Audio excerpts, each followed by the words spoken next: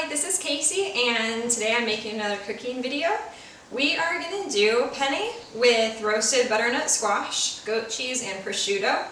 And this is a one-dish meal that's really great for when you have friends over or family, or just when you want a comforting fall meal. My stepmom made this for us about a year ago, and since then we've made changes to it, and now we make it all the time. And it's one of our favorite dinners, so I'm really excited to share it with you. Here we go. So the first thing that we're going to do is start by cutting our red onion into pretty large chunks. So I like to start by just cutting off both ends, and we'll throw these in our compost bowl. And then you just want to chop your onion in half and peel off the skin from both sides. And then we can just give this a couple of chops like that, and a few chops like that, and this will go into a big bowl. And now we'll do this side as well. There you go. So now that we have our red onion chopped up in here, we're going to start with the butternut squash. And this is going to also be cut into pretty large chunks. We'll start by cutting off both ends, and then we'll break it into smaller pieces. So you want to be really careful when you're cutting a squash like this. It's important to have a super sharp knife, and I like to cut it just into sections and then deal with the smaller sections. It just is a little bit easier.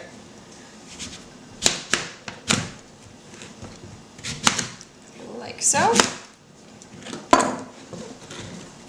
And then I just like to take each piece of squash and just cut around the outside to remove the skin, and then we'll cut it into bite-sized chunks. They don't have to be perfect, just something like that, and they'll get tossed right into the bowl with the red onion. Now when you get to the larger pieces, like the center of the squash that has the seeds, I just use a spoon and scrape them out, just like when you're carving a pumpkin, like so. And we'll scoop these into our compost. And then you'll just want to cut the skin off and chop it into small pieces like we did with the neck of the squash. So now I'm just chopping up the last piece of butternut squash. Just a quick rough chop, and we'll toss that into the bowl. Then finally, the last thing that we have to do is 1 head of garlic, and you're just going to take the flat part of your knife and give it a couple of good whacks. Uh-oh, I think I lost a couple of garlic cloves. So then you're just going to take the whole cloves with the paper on and toss them into the bowl with the butternut squash and the red onion. So essentially they'll just be little roasted garlic cloves once we're done with them. Sure we get them all. Great. There we go. Now we're ready to get our stuff in the oven. So I've just set our oven to preheat to 375, and now we're going to get our main ingredients for the pasta dish ready. In this bowl we have our chunks of red onion, butternut squash, and our garlic cloves with the paper on. So the first thing that we're going to do is add about a teaspoon of freshly ground black pepper. You can just kind of eyeball it. It doesn't need to be perfect. You can put more or less if you prefer. There we go. And then we're going to do about 1.5 teaspoons of kosher salt, which is a big pinch or two. Or if you're a Julia child, it's more like a fistful. And finally, we're going to do about 1/4 cup of extra virgin olive oil. And you can eyeball it or measure it, whatever you're comfortable with. Perfect.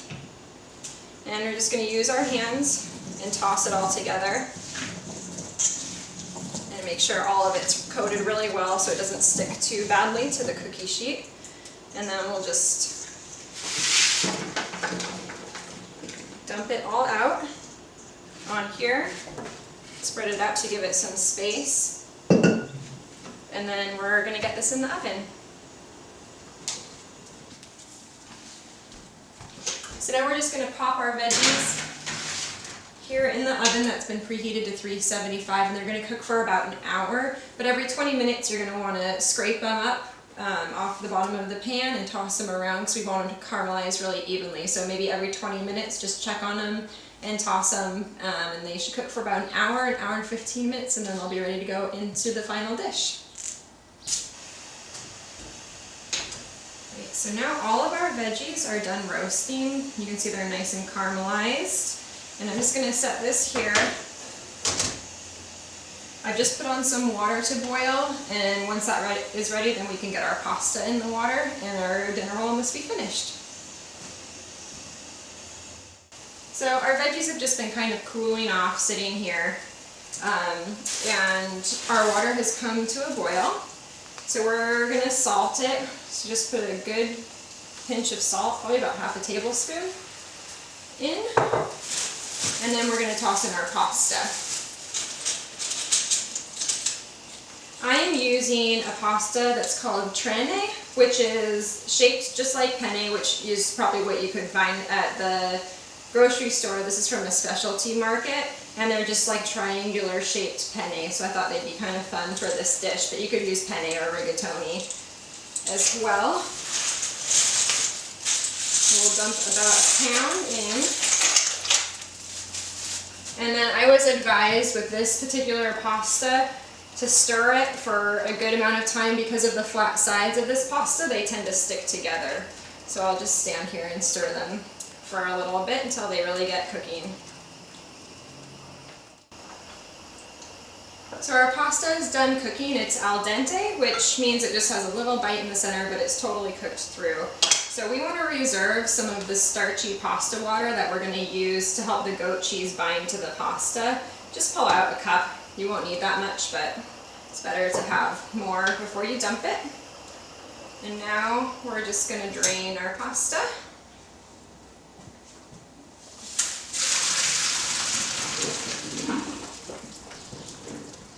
We're ready to make our dinner.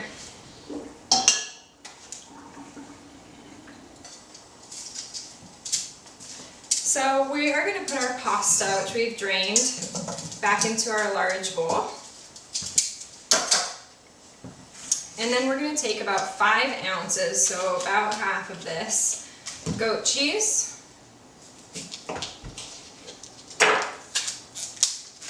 And just squeeze this directly into the pasta, and it's going to form basically the pasta sauce for this dish. There we go. I'm just going to grab a spoon and start tossing this around with the hot pasta so it starts to melt and coat the pasta. And then this is where the reserved starchy pasta water comes in handy. You're just going to drizzle a bit on, a little bit at a time, and stir. And you can use your spoon to break up the goat cheese into little chunks, and it'll melt pretty quickly.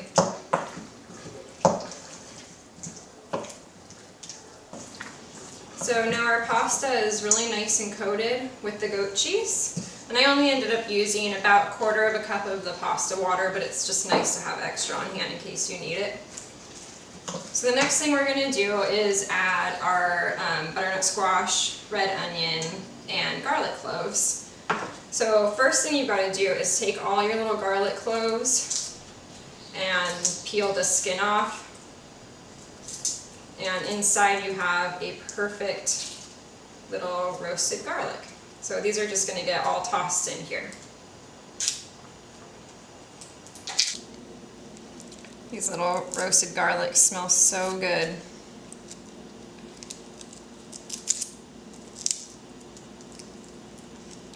Sometimes the paper kind of sticks just because of the way that they've been roasting in the pan, but just work with it a little bit.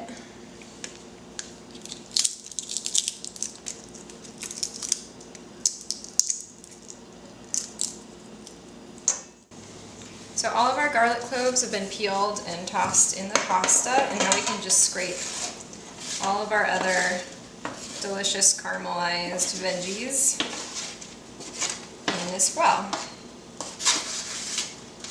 Make sure you get any little crisp bits off the bottom of the cookie sheet.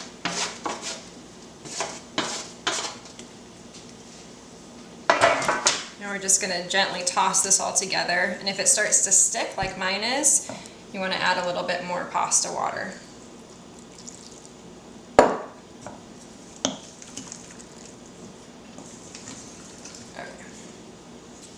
I like to add prosciutto to this dish. It could definitely be a completely vegetarian meal, but the prosciutto does add a nice salty quality to the pasta dish. So this one is called speck, and it's a smoked northern Italian version of prosciutto, and then here I have just the more classic prosciutto. And you could use either of these. If you live here in the Gorge, I got the speck from Ovino Market, as well as the Trenne pasta, if you wanted to recreate this exactly. So I'm going to use the speck for this, just because I wanted to try something different with the smoked flavor. So this is already in pretty small pieces, so I'm just going to tear it a little bit and toss it in.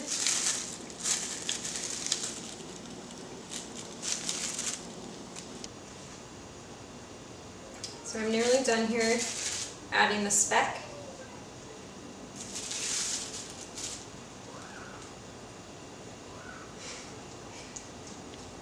And we'll save this prosciutto for another dish. And finally, we're going to just add some fresh basil.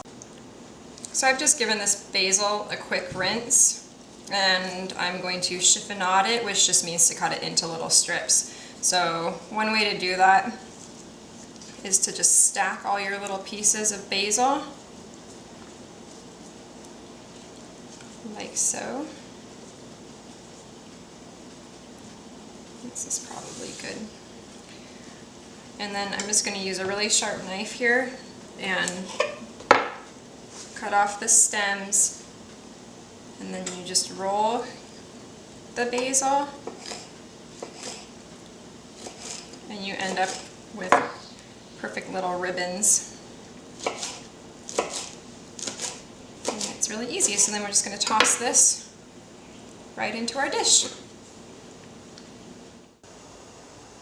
So my daughter Gwyneth woke up from her nap again as I'm finishing up. Just going to plate this food here. And just make sure you get some of everything on each plate. You want to make sure you get some of the garlic cloves, lots of the prosciutto, and lots of the butternut squash, and lots of the pasta, of course.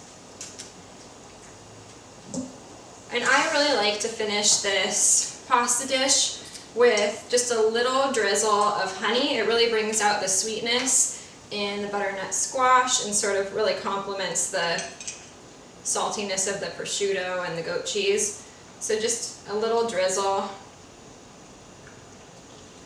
And this honey happens to be from my dad's bees, but you can get awesome organic honey at the local markets or the grocery store as well. Okay, so finally, we're going to do beer and wine pairings again that are local from here in the Gorge. To start with, I asked my husband to talk a little bit about the strong blonde Belgian beer from Freem Brewing. Yeah, Freem Brewing is the newest brewery in Hood River. They just opened up and they're making some excellent beer. Brewer Josh likes to make a nice, clean, and balanced beer. And so this strong Belgian blonde is a good representation of the style. It's really fruity and crisp, and is a really easy drinking for the amount of alcohol that's in it. Highly recommended. And since the wine is totally my department, I have the Cuvée Elena from Syncline, which is their blend. This is the 2010, which comes out in September.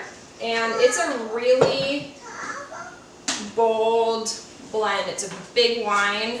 It's delicious. It has lots of deep berry flavors and would be a really cozy complement to this dinner for fall. And then for a white, this is the Lizzie from Anice. And I love this wine. It's got a lot of pear flavor to it, and it's almost tastes like a sparkling wine. It's really bright and wonderful. So this would almost sort of break up the richness of this dish, where the Cuvée Elena from Sinkline would kind of just complement the cozy aspect of this dinner.